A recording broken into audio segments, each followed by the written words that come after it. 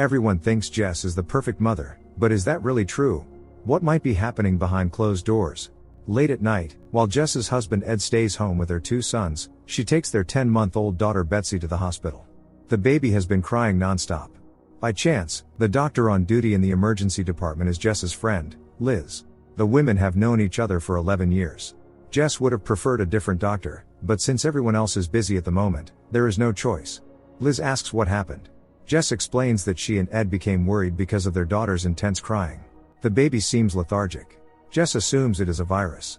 According to protocol, someone else has to be present, so Dr. Maurice, Liz's young colleague, joins the examination. Jess is extremely nervous.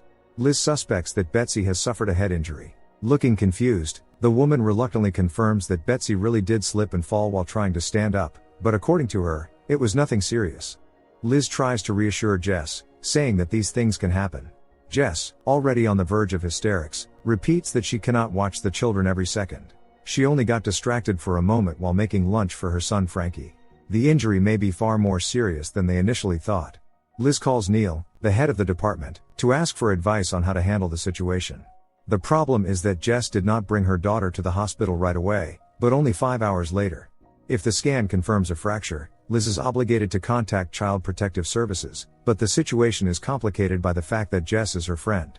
Neil explains that as the senior registrar, Liz is the one who has to make the decision. Either way, the responsibility will be hers. Liz is faced with a difficult choice. She met Jess at antenatal classes. Every woman wants to be the best mother she can be for her child, so mutual support is incredibly important. They became closer when Jess helped Liz after she got stuck on the toilet. These kinds of mishaps happen to pregnant women all the time. Since then, the 2 women decided they simply had to be friends. Now Liz is waiting for the scan results. She is still unsure what the right thing to do is. Liz and Jess went through both of their pregnancies together, their children are in the same class, and they have even been on holiday together. Liz's colleague Sheila believes that while they are on shift, they are doctors first and foremost, and friendship cannot come before their duties. Liz notices Jess pacing nervously up and down the corridor, talking to someone on the phone. Jess is talking to her husband. She is so anxious because the doctors are not really telling her anything. The scan confirms a fracture. In any other case, Liz would say that Betsy had become the victim of abusive parents. On the one hand, Liz knows Jess, and it is hard for her to believe that her friend, a mother of 3, could be capable of something like that. On the other hand, Liz has to remain impartial. Maybe Jess was so exhausted that in a moment of desperation, she did something she now regrets more than anything. By morning, Liz tells Jess that unfortunately the scan has confirmed a fracture. Betsy needs to remain in the hospital under observation because the next 48 hours are critically important. Liz tries to gently find out what really happened. It would be impossible to get an injury like this from a simple fall. Even so, Jess keeps insisting that Betsy was just trying to stand up and fell. Liz has nothing else left to say. After some hesitation, she calls Child Protective Services and asks the duty social worker to come as soon as possible. Did Liz do the right thing? Surely opinions would be divided. In tears, Jess remembers how Ed woke her that night, worried by the baby's crying. The man did not understand what was happening and asked his wife to take their daughter to the hospital. He could not take Betsy himself because he had had too much to drink. Now while his wife is at the hospital, Ed is looking after the boys, Frank and Kit. He still does not know how serious everything is. Frankie's 8th birthday party is supposed to take place soon. Jess's friends, Mel and Charlotte, had promised to help with the preparations. Mel is very surprised when Charlotte tells her that Jess is at the hospital with Betsy. All 4 women met at antenatal classes. They prepared for childbirth and motherhood together, supporting one another. Jess, who was opposed to modern medicine, told everyone that she wanted to give birth at home, so that everything would happen as naturally as possible and no one would interfere in the process. Neil praises Liz for finding the resolve to notify Child Protective Services despite her friendship with Jess. Any good doctor would have done the same. Lucy Harding, the duty social worker, arrives. Before Jess is interviewed, Liz tells the social worker that Jess is actually a very good mother.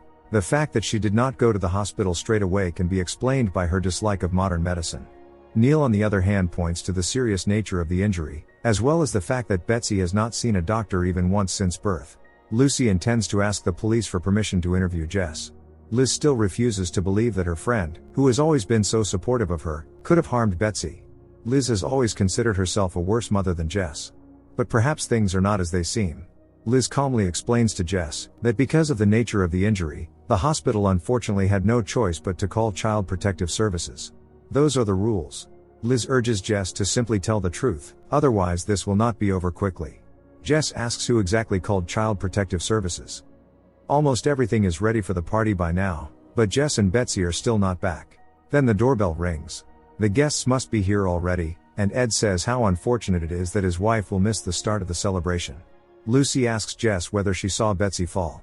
The woman confirms that she did, and that she did not think the injury was serious. However, that contradicts the scan results. Liz comes home after the difficult shift and tells her husband Nick what happened. It is hard for him to believe that such an overprotective mother as Jess is being suspected of something like this. Liz truly does not know what happened. She only did what she had to do. Jess is outraged when she hears that she is not allowed to visit her daughter without the supervision of a doctor or social worker. Neil and Lucy explains that for the duration of the investigation, this is how things will be. Jess is absolutely not happy about it, but there is nothing she can do. The party is filled with children's laughter and excitement. If not for Mel and Charlotte's help, Ed would not have managed without his wife. He wonders why she is still not here. Later, many people will find it unsettling that the party went ahead despite everything. Jess feels like the worst mother in the world. She slips into the house without letting the guests notice her. Jess can hear Betsy crying in her head. Liz joins the party. Both she and Nick cannot help being surprised that Ed is acting as though nothing has happened. But it turns out his wife told him nothing. Ed is hearing about Betsy's injury and the social worker for the first time. He blames everything on Liz, the one who called Child Protective Services. Lucy Harding appears, accompanied by Detective Steve Rustin. Later, Mel and Charlotte will remember this party as a catastrophe. Jess's image as the perfect mother had collapsed. Ed still does not understand what injury they are talking about. Detective Rustin and Lucy Harding explain that in cases like this, the police and social services conduct a joint investigation. Ed has no idea what happened. Up until that moment, he had thought his daughter had simply come down with a virus. The detective and the social worker inspect Betsy's room. The forensic team is already on the way. They hear the couple arguing. Ed does not understand why his wife did not even call him. Detective Rustin is going to question the couple separately, and also speak to Frankie and Kit. It is necessary to reconstruct the timeline of yesterday's events. The detective understands that this is not easy when it is a friend who reports someone to Child Protective Services. Jess, looking devastated and completely lost, says that lately they have not been that close. It all began during their holiday in Provence last summer. That trip was a bad idea because it allowed the women to see each other's dark sides and weaknesses. Charlotte was feeling low because of her long and unsuccessful attempts to get pregnant. She was about to undergo another round of IVF. The woman was terribly exhausted and no longer sure that she really wanted a second child. Now Detective Steve Rustin asks Jess to describe the events of yesterday in detail. The woman says it was just the usual everyday routine. She picked the boys up from school, then stayed home with the children. After that, while Jess gets ready to visit Betsy in the hospital, the detective speaks to Ed. The man says that Betsy's loud crying alarmed him. But he did not see any bruises or injuries. Rustin finds it strange that Jess ignored the baby's crying for so long. Ed explains it by saying that his wife is exhausted. Yesterday after work, he stopped at a bar for a drink and came home drunk. Ed immediately heard Betsy crying and went over to her cot. Liz is losing sleep, thinking that perhaps she did the wrong thing and rushed into calling Child Protective Services. Nick reassures her, saying that she had been put in an impossible position. She would have blamed herself either way. Andrew, Charlotte's husband, is disappointed in Liz, believing that she should not have called Child Protective Services. Jess is the most attentive of mothers, she devoted herself to it. But Charlotte understands that things are not that simple. Mel readily agrees to look after the boys while Ed goes to join his wife at the hospital. Jess, who is flatly not allowed to see the baby outside visiting hours, remembers the holiday in Provence once again. Rob, Mel's boyfriend, is far from an easy person, and Mel's friends felt deeply sorry for her, although they said nothing out loud. Rob works in investments. Many of his projects have failed, but he has never been interested in Mel's opinion. He was planning to involve Ed, who has a considerable amount of money. It was then that Jess told Liz about her third pregnancy. She was very happy for her friend. Jess did not want to tell the others during the holiday, afraid of hurting Charlotte, who could not get pregnant despite treatment. However, Ed got drunk and announced the wonderful news to everyone. Charlotte caustically remarked that maybe Jess and Ed would at least vaccinate their third child. Mel tried to smooth things over and change the subject, but Liz, already quite drunk, agreed with Charlotte. The atmosphere became tense. When Liz drinks, she cannot stop, and that evening things went too far. She was supposed to put all the children to bed, but she fell asleep drunk, and two boys, 7-year-old Frankie and Sam, disappeared. That sent everyone into a panic. Sam is Liz and Nick's son. Jess blamed Liz, who should have made sure the children had gone to bed. The worst could have happened, since the boys cannot swim. Fortunately, everything ended well. The boys had simply got bored and decided to go for a walk. But from that moment on, Jess and Liz's friendship began to crack. Jess did not understand how Liz could have behaved so irresponsibly. For Jess, nothing mattered more than her children's safety. She would never have allowed herself to get that drunk and lose control. Liz in turn could not understand why Jess was making such a big deal out of it. Almost all of them had been drunk. It was Liz's first holiday in many years. She works 60 hours a week and cannot afford to be the same kind of perfect mother Jess is. It is incredibly hard to balance a career and motherhood. But Jess is a housewife, and she cannot understand what that is like. Since then, the women have barely spoken. When Betsy was admitted to hospital, Liz found herself wondering whether Jess could have harmed her own daughter. Or was she covering for someone else? Either way, Jess knew more than she was saying.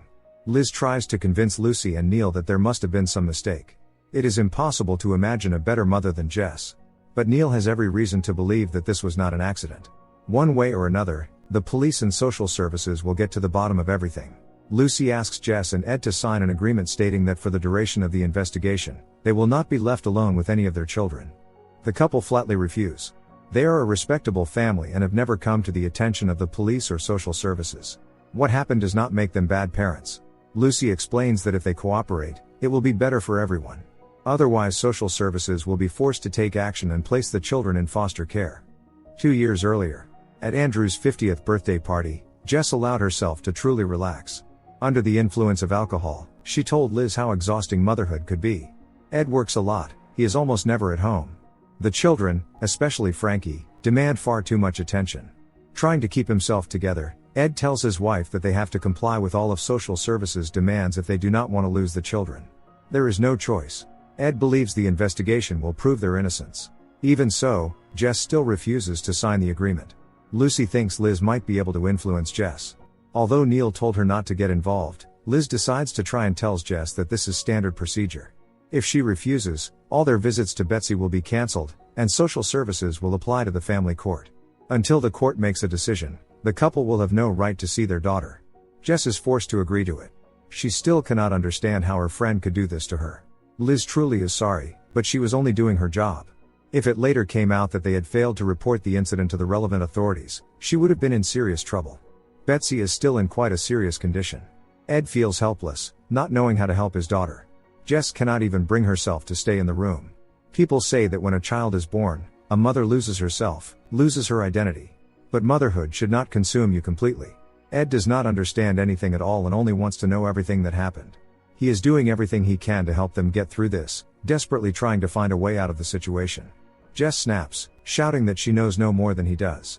All night, the woman cleans up the mess in the house. During the search, the police turned everything upside down. Ed remembers the argument with his wife the day before. After the birth of their third child, the couple realized they were not ready for the difficulties they had run into. Ed loves his daughter very much, but sometimes he regretted that they had decided to have another child. Rob is irritated that Mel, instead of focusing on her own family, comes running to Jess at the first call. But she cannot abandon her friend in a situation like this. Jess and Ed are in hell right now. Since the forensic team found nothing, Detective Rustin assumes that one of the parents knows more than they are saying. Jess has been extremely uncooperative throughout, but Rustin does not think she is capable of cruelty. Lucy says that cruelty is not a prerequisite. Motherhood can drive anyone mad. One thing is clear, one of the spouses is lying. In the morning, Jess goes for a run as usual. Lucy Harding appoints Mel to supervise all contact between Jess and Ed and their children. Social services need detailed daily reports. Lucy warns that this may cause resentment or hostility on Jess's part, and Mel must be prepared for that. Jess does not know what to do with herself. For the past 10 years, she has been a mother, a wife and a homemaker, and now the life she was used to has collapsed. When Betsy was born, Ed was not there for her. He kept coming home late and drunk. Jess thought her husband was being unfaithful. Ed shouts that he could not always be there because he had to earn money. Ed, Mel, Rob and the others have a picnic in the park with all their children. Ed is genuinely grateful to Mel for not allowing his children to end up in foster care. During a game of football, Kit shows aggression towards another boy, which cannot help but worry the adults. Charlotte offers Ed help finding a lawyer. Jess is more responsible than Ed, which means he needs a good solicitor. But the man cannot even think about that right now. Neither he nor his wife is capable of cruelty, and everyone who knows them would confirm it. Meanwhile, Jess tries to see her daughter outside visiting hours, but the hospital staff are unmoved. Charlotte is the only one supporting Liz. Clearly she would not have called social services without good reason. What is more, Charlotte saw Ed that day. He had a serious row with Jess and got drunk. Charlotte will not be able to help if she does not know everything. Liz, however, prefers to leave the matter to the police and social services. Unlike Charlotte, Mel believes Liz did the wrong thing. A rift has opened up within the group of friends. Only Charlotte understands that doctors have protocols, and Liz simply could not ignore the condition Betsy was in when she was admitted to hospital. Liz tries to talk to Ed, to explain that she did not mean any harm, but that only makes the tension worse. Jess feels herself slowly going mad. No one can ever know another person completely, everyone has secrets. Stay-at-home mothers are different from working mothers. At the school gates they seem cheerful and relaxed, but what happens behind closed doors? From now on, Jess can only spend time with her own children in Mel's presence. Neither of them likes it, but those are the rules. Jess thinks it should be enough for Mel simply to be in the same house during the visits, whereas Mel insists that the boys must remain within her sight at all times. Charlotte is determined to help and wants to contact her old acquaintance, Louisa Reed, who has extensive experience in family court cases. Andrew does not want his wife getting involved. After all, this is a matter for the police. He suggests that Charlotte use a surrogate if their final IVF attempt also fails. The suggestion infuriates Charlotte. She has no intention of accepting another woman in her place. Nick is troubled by Kit's aggressive behavior during the football game. The man works at a school and sees this all the time, children copying their parents' behavior. It makes Nick suspect that Ed may be capable of cruelty. Jess and Ed visit Betsy in hospital. Their lives had been divided into before and after. Meanwhile, Mel looks after the boys. When she picks up a knife to make lunch, the boys say that they have to leave the kitchen every time their mother picks up a knife, so that they do not get hurt. That cannot help but alarm Mel. Neil tells Ed about all the possible consequences of Betsy's injury. For the time being, the girl will remain in hospital for further observation. Charlotte goes to the police station to tell Detective Rustin what she saw of Ed on that fateful day. He and Jess had argued. Ed admitted that 3 children were a lot to cope with. He wished Jess would enjoy motherhood more, but for her it had become something like a punishment. Charlotte and Ed went for a drink at a bar. He told her how cruel and controlling Jess could be. That is why Charlotte believes the police are suspecting the wrong person. In her view, Ed is completely innocent. But Charlotte does not mention that evening there was more than just a heartfelt conversation between her and Ed, there was flirting too. She has long been in love with Ed, the man she studied with at Oxford University. Focused on Jess and the children, Mel is neglecting her own family, which is irritating Rob more and more. Meanwhile, she tries to gently find out from the boys how their mother has been feeling lately. They say it depended on her mood and on whether their dad was at home.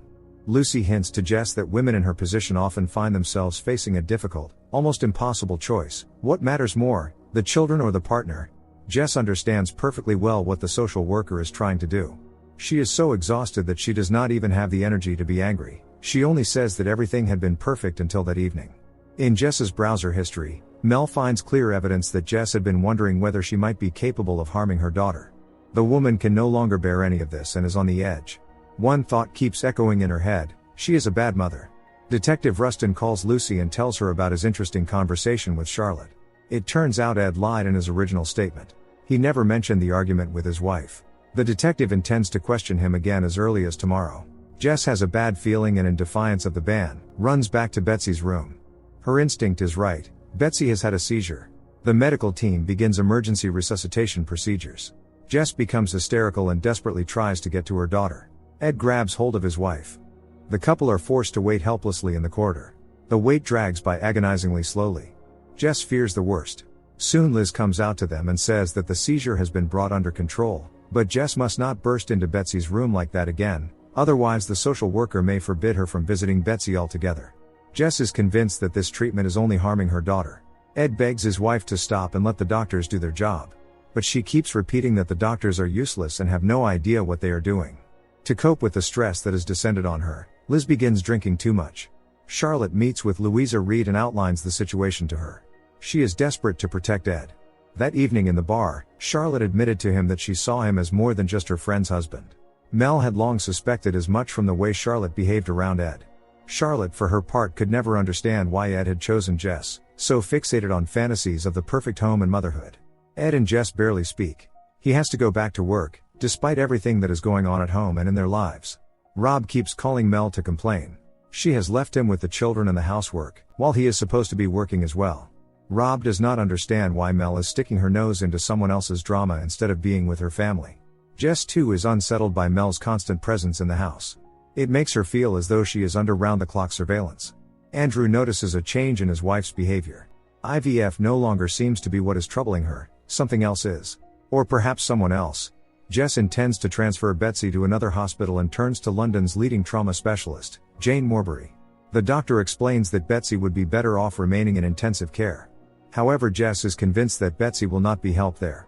Dr. Morbury tries patiently to get it across to Jess that it is dangerous to transport young patients in such a serious condition. But Jess seems not to hear her, repeating that only she knows what is best for her daughter. Once the doctor learns that the family is under social services supervision, there is little point in continuing the conversation. Mel shares her concerns about Jess with Liz. She regrets that she had previously thought Liz was in the wrong, because it is obvious that Jess and Ed are not the perfect family they tried to appear to be. Mel is already beginning to regret agreeing to help Jess.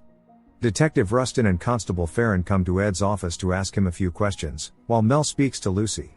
The situation is becoming more and more complicated and tangled. Everything Mel has seen has made her think that Jess and Ed are not such good parents after all. Ed has to admit that he argued with his wife that day. He reproached her for cleaning instead of soothing their little daughter, who was teething. The police already know that Ed spent 8 hours with Charlotte in a bar that evening. He denies that they are having an affair. He simply needed to let off steam, because after the birth of their third child his relationship with his wife had become strained.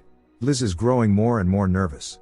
It was she who set in motion this chain of events, and there is no stopping it now. Charlotte changes her mind right there in the doctor's office when Ed calls. She no longer wants to go through it again and refuses another round of IVF.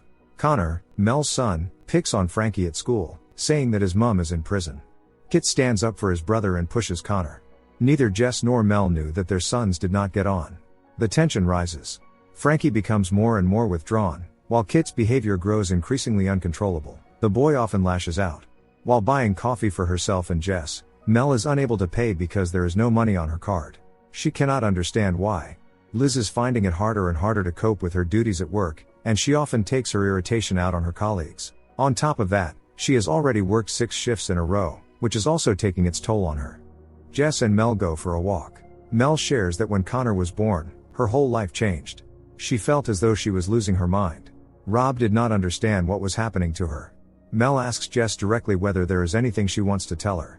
Under no circumstances will Mel judge her, because she herself has been through all the hardships of motherhood. While the women are talking, Kit falls out of a tree. Louisa Reed agrees to represent Ed and Jess in court. She notes that if he should decide he wants her to represent only him, it would be an act of war against his marriage. Mel calls Ed and tells him that Kit has fallen out of a tree and broken his arm. No one is to blame, it was an accident, but Ed understands that social services will use it against them. Neil expresses his displeasure to Liz over the fact that she keeps turning up to work hungover and is inattentive to patients. He strongly urges her to pull herself together, otherwise this will not end well. Jess doesn't understand what she did wrong, or at what point her life went off course. Dr. Maurice tells her that the hospital is obliged to report Kit's fracture to social services and warns her that the situation will escalate. Ed is already on his way. Jess knows he will be furious. Liz is trying with all her might to pull herself together. For a long time she denied that she had a problem with alcohol, but it is obvious that everything has long since spiraled out of control. Ed arrives at the hospital. Jess has just gone to get coffee. Mel advises him to check his wife's browser history when he gets home. Liz believes that Betsy will soon come home, and everything will be as it was before. Jess overhears Charlotte urging Ed to testify against his wife in court, arguing that first and foremost he should think about how to keep custody of the children. Charlotte says that Jess is unstable, and that no one knows what she is capable of. Jess no longer wants to see her husband, who was supposed to be on her side no matter what. She feels everything falling apart. Jess is used to having everything under control, but now she has control over nothing in her life anymore. The woman makes a desperate decision. She sneaks into Betsy's room, disconnects her from all the machines and abducts her. 10 months earlier, immediately after their daughter was born, Ed went back to work, leaving Jess alone with the baby's incessant crying and their 2 older children. She felt like the worst mother in the world. In the present, before handing over her shift, Liz decides to look in on Betsy. There, she discovers that the baby is gone. The woman is certain that it was Jess who took Betsy. While Liz searches everywhere for Jess, Sheila calls the police. Meanwhile, Jess is trying to carry her daughter as far away from the hospital as possible. Liz finds Jess hiding with Betsy in a car in the parking lot. She begs her not to do anything stupid.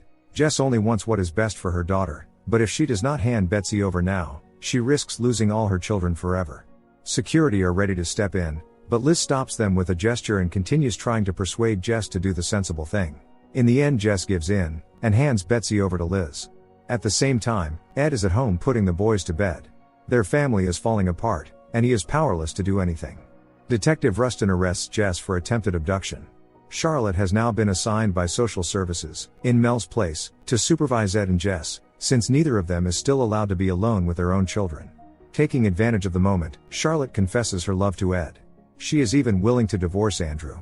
At that very moment while they are talking, Jess is being brought to the police station in handcuffs, photographed and fingerprinted, all according to procedure. That is how the perfect mother became a criminal. Ed rejects Charlotte. He loves Jess and is ready to do anything to protect her. Liz calls Ed and tells him about Jess's arrest. He heads to the police station straight away. Mel comes home late. Rob does not even have the energy to be angry. He took money from her card to pay the mortgage. Because Rob has become bogged down in housework and childcare, he has started having problems in his business.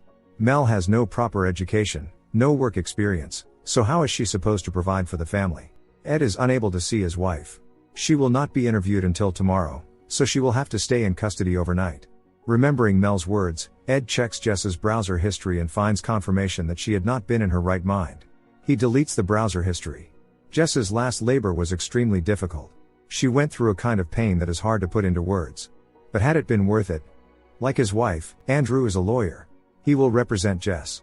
As they prepare for the interview, Detective Rustin and Constable Farron build theories. Who is Jess? A cruel woman or a mother who lost control? Either way, she put Betsy in danger when she abducted her from intensive care yesterday. Andrew asks Jess to be as honest with him as possible, otherwise he will not be able to help her. He asks whether there is anything he should know. Jess only says that the doctors were not treating Betsy at all. Rob gives Mel an ultimatum. Either she comes home today, or she need not come back at all. Mel shouts that she cannot go on like this anymore. The row happens right by the school gates, in full view of everyone. Liz wants to hear Nick say that she did the right thing. If she had not contacted social services back then, perhaps all of this could have been avoided. Nick does not know what to say, because it is a complicated situation however you look at it. He is also deeply troubled by his wife's reliance on alcohol, but any attempt to talk about it is met with irritation and even anger. She still denies that she cannot stop in time. During the interview, Jess says that everything she has ever done has been for the good of her children. That evening, she did not take Betsy to hospital straight away only because she had not realized how serious the injury was. Jess had no malicious intent. Detective Rustin and Inspector Farron, who are conducting the interview, press Jess, trying to force her to admit that she had not been coping with motherhood, or that something happened that day that triggered her breakdown. For example, the fact that her husband is being unfaithful. Jess is hearing for the first time that Ed spent that evening in a bar with Charlotte. Another moment and her emotions will get the better of her, but Andrew stops the interview in time. Jess is taken back to her cell. Andrew is furious. It comes as an unpleasant surprise to him as well that his wife had been drinking in a bar in Ed's company. Mel cannot believe that Jess has been arrested. Charlotte, who saw Mel and Rob arguing outside the school, cannot understand how her friend puts up with it. Mel says that marriage is not easy, and every relationship has its ups and downs. Besides, she has not worked for over 10 years. She does not have a career like Charlotte's. Every woman has her own path, and those paths can be very different. Detective Rustin and Constable Farron resume the interview. Everyone describes Jess as a very attentive mother, but the police find her attitude towards hospitals and medicine unhealthy. Jess says that only she can decide what is best for her children. If her opinion is unpopular, that does not make it wrong. The woman does not mention how hard it had been for her to cope with 3 children. There is CCTV footage showing Jess going to a chemist's on that fateful day and leaving her children alone. Jess looked distracted and tearful. Detective Rustin believes this happened after she had done something irreversible. Jess repeats that she did no such thing. Because Mel is so often absent from home, her children, Connor and Molly, have become more withdrawn. Rob, by contrast, has grown closer to them.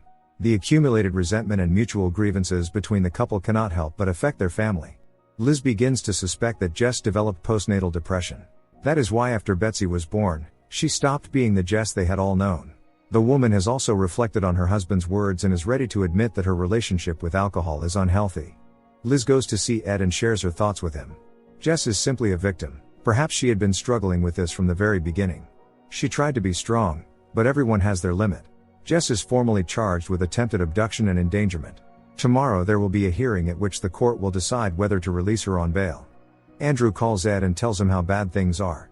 Ed has no idea how he is supposed to cope with this. Could his wife have snapped and really harmed Betsy? Was she acting consciously? Or was it an accident? Now Jess's friends do not understand how they could have been so blind and noticed nothing. Or is any woman capable of making a catastrophic decision that destroys her whole life? The day of the hearing arrives. Andrew prepares to give his opening statement and call Liz as a witness. If the court does not refuse Jess bail but forbids her from returning home to the children, Liz and Nick are happy to take her in. Ed is late, but he does join the hearing in the end. Liz gives evidence and confirms that Jess is a very dependable person and a responsible mother, so what she is accused of is completely out of character for her. The court grants bail on the condition that Jess stays at Liz's home address and surrenders her passport to the police. She is also allowed to see the children twice a week under supervision. Andrew is sorry, but for now they have to play by the rules. Ed does not understand how his wife could have left the children alone that day. Jess quietly replies that she simply was not coping. She had only needed a couple of minutes. Without consulting Mel, Rob decides to put the house up for sale. He does not have to consult her, since they are not legally married. But Mel sends the estate agent away all the same. Rob is planning to move in with his parents. It would be good for the children. Mel does not want to move because all their friends are here. But Rob has no use for friends who bring nothing but trouble. Besides, Ed refused to be his investor. Liz settles Jess into the room upstairs. Nick does not hide the fact that he is unhappy about the situation. Whatever the case, Jess is mentally unstable and has been charged with a serious offense. Charlotte wants to be honest with her husband and tells him about Ed, but he already knows everything. Andrew does not want to know the details. If it is already over anyway, what is the point? 2 weeks pass. Betsy is getting better, and she is discharged. For the first time in a long while, Jess is allowed to hold her baby in her arms, in the presence of the social worker of course. Looking at his sister, Frankie remembers that on the day his mom stepped out, Rob came by. Apparently he wanted to talk to Ed about investments. Jess keeps trying, again and again to understand what happened. The woman cannot shake the feeling that Frankie knows something. Rob still has no investor, and once again he tries to draw Ed in.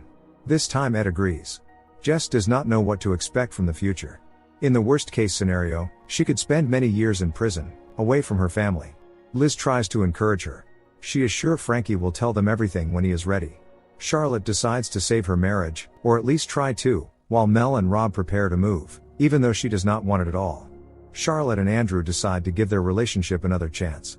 They will not make any more attempts at IVF. They have a wonderful son, George, and that is enough. Jess misses everything she has lost so much. She would like to believe that it is not too late to get it all back. At last, all 4 women meet up again as the same old group. Only now their friendship will never be the same. Charlotte asks Jess for forgiveness, saying how sorry she is for that moment of weakness, but that nothing happened between her and Ed. He loves only his wife. But Jess will never be able to forgive her former friend. While Jess was at rock bottom, Charlotte took advantage of it and tried to make a move on Ed. There can be no justification for that. Mel tells them all about her imminent departure. Since the house is in Rob's name, she has no choice. This is probably the last time the women will all be together. And so a new stage of life begins for all of them. They throw something like a farewell party. Rob and Mel as usual start arguing. Seeing Rob angry, Frankie runs off in fear. In the confusion everyone begins searching for the boy, calling his name. At last Jess finds her son crying. All the adults gather around him. Frankie points at Rob and says it was him. That day Rob had wanted to speak to Ed, but there was no one at home. Hearing Betsy crying, Rob picked her up in order to change her nappy. Of the boys, only Frankie was at home. The man got distracted, and at that moment Betsy fell from the table. Hearing this, everyone is shocked. Rob simply tried to shift the blame onto Frankie and ran off without telling anyone anything. But now that the truth has come out, Ed lunges at Rob. Nick and Andrew pull them apart. Mel cannot believe she was ready to throw everything away for Rob, that vile, selfish tyrant. Liz calls the police. Lucy Harding speaks to Frankie to make sure the boy is not lying. All this time he kept silent because Rob had made him feel guilty. Lucy realizes the boy is telling the truth. The interview is conducted in the presence of Constable Farron. And so the family is reunited, and all charges against Jess are dropped. The worst is over. Rob is facing prison. Mel is devastated. It turns out she never really knew the man she spent 10 years with. Liz was Betsy's doctor.